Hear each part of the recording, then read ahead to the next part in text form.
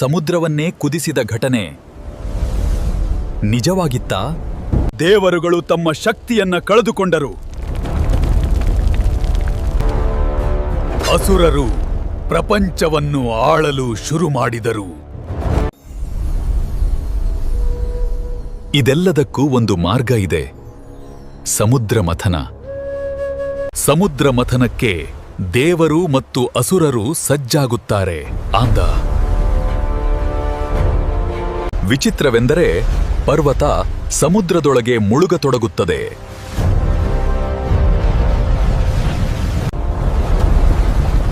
ಇದನ್ನು ಕಂಡ ವಿಷ್ಣುವು ಭಯಂಕರ ಕೂರ್ಮಾವತಾರ ತಾಳುತ್ತಾನೆ. ಅಮೃತಕ್ಕಾಗಿ ನಡೆದ ಈ ಮಥನವು ಇತಿಹಾಸದ ಮಹಾಘಟನೆ. ಈ ಮಹಾಮಂಥನದಲ್ಲಿ ವಿಷವೂ ಹೊರಬಂತು, ಅಮೃತವೂ ದೊರಕಿತು. ಸ್ಥಿರತೆ ಇದ್ದರೆ ಯಾವುದೇ ಸ್ಥಿರಾಸ್ತಿ ಪ್ರಾಪ್ತಿ. ಈ ಕಥೆಯೇ ಕೂರ್ಮಾವತಾರ. ಇದು ಕೂರ್ಮಾವತಾರದ ನಿಜ ರಹಸ್ಯ.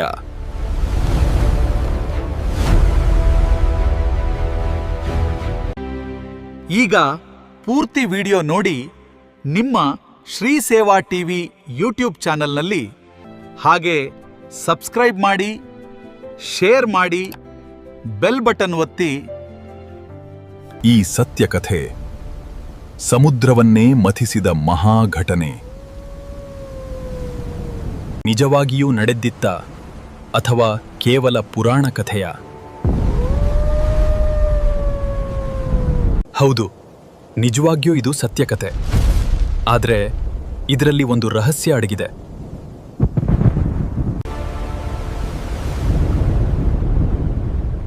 ಆ ರಹಸ್ಯ ಇತಿಹಾಸವನ್ನೇ ಬದಲಿಸಿದ ಕ್ಷಣ. ಆ ಇತಿಹಾಸ ಪ್ರಪಂಚದ ಭವಿಷ್ಯವನ್ನೇ ಬದಲಾಯಿಸುವಂತೆ ತೋರುತ್ತಿತ್ತು.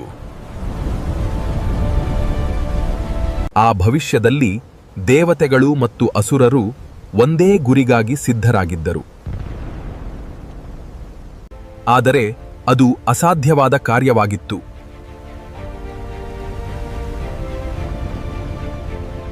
ಆದರೆ ಆ ಸಮಯದಲ್ಲಿ ದೇವತೆಗಳು ತಮ್ಮ ಶಕ್ತಿಯನ್ನು ಕಳೆದುಕೊಂಡಿದ್ದರು. ಪ್ರಪಂಚದ ಸಮತೋಲನ ನಿಧಾನವಾಗಿ ಕೆಡತೊಡಗಿತು. ಅವರು ಅಸುರರೊಡನೆ ಹೋರಾಡಲು ಅಸಮರ್ಥರಾಗಿದ್ದರು. ಅವರು ದೈವದ ಶರಣಾಗಿದ್ದರು.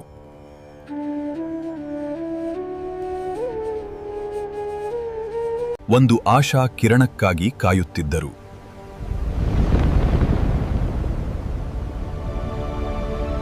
ಎಲ್ಲವೂ ಕಳೆದು ಹೋಗಿದಂತೆ ಕಾಣಿಸಿತು. ಇದರ ಮಧ್ಯೆ ಅಸುರರು ಅತ್ಯಂತ ಶಕ್ತಿಶಾಲಿಗಳಾಗಿದ್ದರು.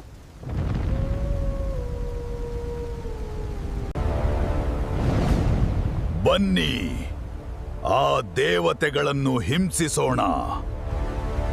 ರಾಕ್ಷಸರೇ, ಆ ದೇವತೆಗಳನ್ನು ಸಂಪೂರ್ಣವಾಗಿ ಸೋಲಿಸಿ. ಇನ್ನು ಮುಂದೆ ನಾವೇ ಈ ಪ್ರಪಂಚವನ್ನು ಆಳಬೇಕು. ಕತ್ತಲೆ ಎಲ್ಲೆಡೆ ಹರಡತೊಡಗಿತು. ಧರ್ಮದ ಮೇಲೆ ಅಧರ್ಮ ಗೆಲ್ಲುತ್ತಿದ್ದಂತೆ ಕಾಣಿಸಿತು. ಆದರೆ ಈ ಕಥೆಗೆ ಇನ್ನೂ ಒಂದು ತಿರುವು ಬಾಕಿಯಿದೆ. ಆ ಸಮಯದಲ್ಲಿ ಮಹಾವಿಷ್ಣು ದಿವ್ಯ ರೂಪದಲ್ಲಿ ಪ್ರತ್ಯಕ್ಷನಾದನು. ಅವನ ರೂಪದಲ್ಲಿ ಶಾಂತಿ ಮತ್ತು ಶಕ್ತಿ ಎರಡೂ ತುಂಬಿಕೊಂಡಿತ್ತು. ಅವನು ಒಂದು ಮಹತ್ವದ ಮಾರ್ಗವನ್ನು ಸೂಚಿಸಿದನು. ಸಮುದ್ರ ಮಥನವೇ ಅಮೃತ ಪಡೆಯುವ ಏಕೈಕ ದಾರಿ. ಅಮೃತವನ್ನು ಪಡೆಯಲು ಇದು ಅವಶ್ಯಕವಾಗಿತ್ತು.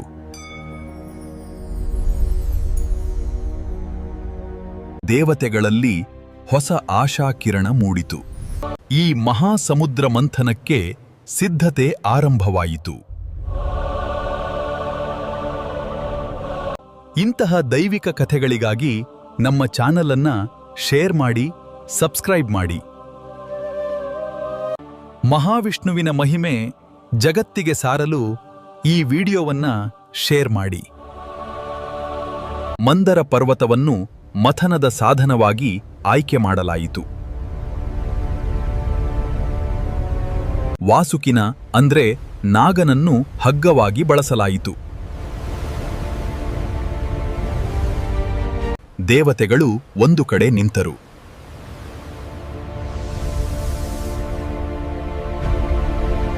ಅಸುರರು ಇನ್ನೊಂದು ಬದಿ ನಿಂತರು.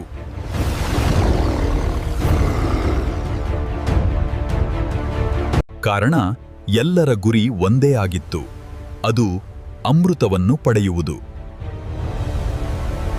ಕೂರ್ಮಾವತಾರದ ಮುಖ್ಯ ಉದ್ದೇಶ ಸಮುದ್ರ ಮಥನ. ಅದು ಆರಂಭವಾಗಿಯೇ ಹೋಯಿತು. ಸಮುದ್ರ ಕುದಿಯತೊಡಗಿತು.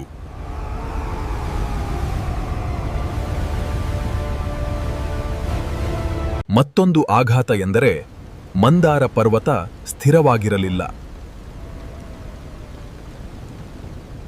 ಅದು ನಿಧಾನವಾಗಿ ಸಮುದ್ರದೊಳಗೆ ಮುಳುಗತೊಡಗಿತು. ಪ್ರಯತ್ನ ವಿಫಲವಾಗುವ ಸ್ಥಿತಿ ನಿರ್ಮಾಣವಾಯಿತು.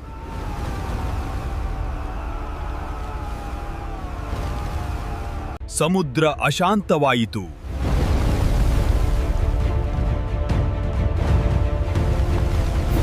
ನಂಬಿಕೆ ಕುಗ್ಗತೊಡಗಿತು.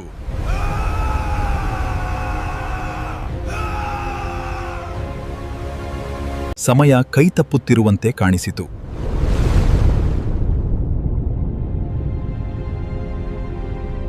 ಆ ಸಮಯದಲ್ಲಿ ಒಂದು ಅದ್ಭುತ ಸಂಭವಿಸಿತು.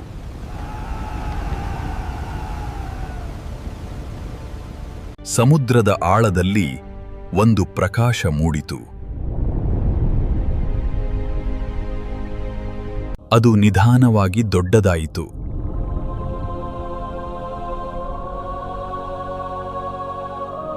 ಒಂದು ಅದ್ಭುತವಾದ ದೃಢಕಾಯವಾದ ಮಹಾಕಾಯ ಭಯಾನಕ ರೂಪ ಕಾಣಿಸಿತು. ಆ ಭಯಾನಕ ರೂಪ ಹಿಂದೆಂದೂ ನೋಡಿರದ ರೂಪ. ಅದಾವುದೆಂದರೆ ಅದೇ ಆಮೆಯ ರೂಪ. ಇದು ಸಾಮಾನ್ಯ ರೂಪವಲ್ಲ, ಜಗದಾದಿದೇವ ಮಹಾವಿಷ್ಣುವಿನ ಕೂರ್ಮಾವತಾರ ರೂಪ. ದೇವತೆಗಳ ರಕ್ಷಣೆಗೆ ಬಂದ ರೂಪ. ಮಾನವಕುಲ ಸಂರಕ್ಷಣೆಗಾಗಿ, ಸಕಲ ಜೀವರಾಶಿಗಳ ಉಳಿವಿಗಾಗಿ ಪ್ರತ್ಯಕ್ಷವಾದ ಮಹಾನ್ ದಿವ್ಯ ರೂಪ. ದೇವತೆಗಳ ಅಳಲನ್ನು ಆಲಿಸಿ ಮಹಾವಿಷ್ಣುವು ಮಂದಾರ ಪರ್ವತವನ್ನು ತನ್ನ ಬೆನ್ನ ಮೇಲೆ ಹೊತ್ತನು. ದೇವರುಗಳು ಮತ್ತು ಅಸುರರು ಈಗ ತಮ್ಮ ಸಂಪೂರ್ಣ ಶಕ್ತಿಯನ್ನು ಬಳಸಿಕೊಂಡು ಮಥನವನ್ನ ಪ್ರಾರಂಭಿಸಿದರು. ಅವರು ಪ್ರತಿಯೊಂದು ಕ್ಷಣದಲ್ಲೂ ತಮ್ಮ ಶಕ್ತಿಯನ್ನು ಒತ್ತಿ ಗುರಿಯ ಕಡೆಗೆ ಮುಂದೆ ಸಾಗಲು ಹೋರಾಡುತ್ತಿದ್ದರು. ಅಸುರರು ಕೂಡ ಅಸಾಧಾರಣ ಶಕ್ತಿಯೊಂದಿಗ ಗೆಲುವಿಗಾಗಿ ಭಯಾನಕವಾಗಿ ಎಳೆಯಲು ಆರಂಭಿಸಿದರು. ಮಂದರ ಪರ್ವತ ವೇಗವಾಗಿ ತಿರುಗತೊಡಗಿತು. ಸಮುದ್ರದ ಶಕ್ತಿಯೇ ಹೊರಗೆ ಬರುತ್ತಿರುವಂತೆ ಕಾಣಿಸಿತು. ಸಮುದ್ರ ಸುತ್ತತೊಡಗಿತು. ಅಲೆಗಳು ಆಕಾಶದತ್ತ ಏರಿದವು. ಪ್ರಕೃತಿ ತನ್ನ ಉಗ್ರ ರೂಪ ತೋರಿಸಿತು.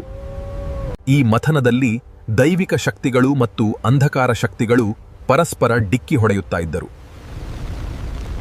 ಪ್ರಪಂಚದ ಇತಿಹಾಸದಲ್ಲೇ ಈ ಕ್ಷಣ ಅತ್ಯಂತ ಶಕ್ತಿಶಾಲಿ, ಅತ್ಯಂತ ಭಯಾನಕ ಮತ್ತು ಮಹತ್ವದ ಕ್ಷಣವಾಗಿತ್ತು. ಈ ಮಹಾಮಥನವು ಈಗ ತನ್ನ ಗರಿಷ್ಠ ಹಂತ ತಲುಪಿತ್ತು. ಇತಿಹಾಸವೇ ರೂಪುಗೊಳ್ಳುವ ಕ್ಷಣ ಎದುರಿನಲ್ಲಿ ನಿಂತಿತ್ತು. ಈ ಮಹಾಮಥನವು ಈಗ ತನ್ನ ಗರಿಷ್ಠ ಹಂತ ತಲುಪಿತ್ತು. ಇತಿಹಾಸವೇ ರೂಪುಗೊಳ್ಳುವ ಕ್ಷಣ ಎದುರಿನಲ್ಲಿ ನಿಂತಿತ್ತು. ಆ ಮಥನದಿಂದ ಮೊದಲಿಗೆ ಭಯಾನಕವಾದ ಹಾಲಾಹಲ ವಿಷ ಹೊರಬಂತು. ಅದು ಪ್ರಪಂಚವನ್ನೇ ನಾಶ ಮಾಡುವ ಶಕ್ತಿಯನ್ನು ಹೊಂದಿತ್ತು. ಈ ವಿಷವು ನಿಧಾನವಾಗಿ ಎಲ್ಲೆಡೆ ಹರಡತೊಡಗಿತು. ಅದನ್ನು ನೋಡುವವರ ಹೃದಯದಲ್ಲಿ ಭಯ ಮತ್ತು ಆತಂಕ ಮೂಡಿತು. ಈ ಭಯಾನಕ ಹಾಲಾಹಲ ವಿಷವು ಪ್ರಪಂಚವನ್ನು ನಾಶ ಮಾಡುವ ಸ್ಥಿತಿಗೆ ತಲುಪಿದಾಗ ಮಹಾದೇವ ಶಿವನು ಪ್ರತ್ಯಕ್ಷನಾದನು. ಲೋಕವನ್ನು ರಕ್ಷಿಸಲು ಶಿವನು ಆ ವಿಷವನ್ನು ಕುಡಿದು ತನ್ನ ಕಂಠದಲ್ಲಿ ಹಿಡಿದು ನೀಲಕಂಠನಾಗಿ ಮಹಾತ್ಯಾಗವನ್ನ ತೋರಿಸಿದನು. ಸಮುದ್ರ ಮಥನದ ಮಧ್ಯದಲ್ಲಿ ಮಹಾಲಕ್ಷ್ಮೀ ದೇವಿ ದಿವ್ಯ ಪ್ರಕಾಶದೊಂದಿಗೆ ಉದಯವಾಗಿ ಸಂಪತ್ತು ಮತ್ತು ಸೌಭಾಗ್ಯದ ಸಂಕೇತವಾಗಿ ಪ್ರತ್ಯಕ್ಷಳಾದಳು. ಆಕೆಯ ಕೈಯಲ್ಲಿ ಅಮೃತದ ಪಾತ್ರ ಕಾಣಿಸಿಕೊಂಡಿತು. ಅದು ಅಮರತ್ವ ಮತ್ತು ದೈವಿಕ ಶಕ್ತಿಯ ಸಂಕೇತವಾಗಿ ಪ್ರಕಾಶಿಸುತ್ತಿತ್ತು. ಮಹಾಮಥನದ ಬಳಿಕ ಸಮುದ್ರವು ನಿಧಾನವಾಗಿ ಶಾಂತಗೊಂಡಿತು. ಪ್ರಕೃತಿ ತನ್ನ ಸ್ವಭಾವಕ್ಕೆ ಮರಳತೊಡಗಿತು. ಸೂರ್ಯೋದಯದ ಮೊದಲ ಕಿರಣಗಳು ಪ್ರಪಂಚಕ್ಕೆ ಹೊಸ ಆಶಯನು ಮತ್ತು ಹೊಸ ಆರಂಭವನ್ನು ನೀಡಿದವು. ಈ ಮಹಾಮಥನವು ಪ್ರಪಂಚಕ್ಕೆ ಸಂಪತ್ತು, ಶಕ್ತಿ ಮತ್ತು ಅಮೃತದ ಮಹತ್ವವನ್ನು ತೋರಿಸಿ ಧರ್ಮದ ವಿಜಯವನ್ನು ಸ್ಥಾಪಿಸಿತು. ಶಾಂತಾಕಾರಂ ಭುಜಗಶಯನಂ ಪದ್ಮನಾಭಂ ಸುರೇಶಂ ವಿಶ್ವಾಧಾರಂ ಗಗನ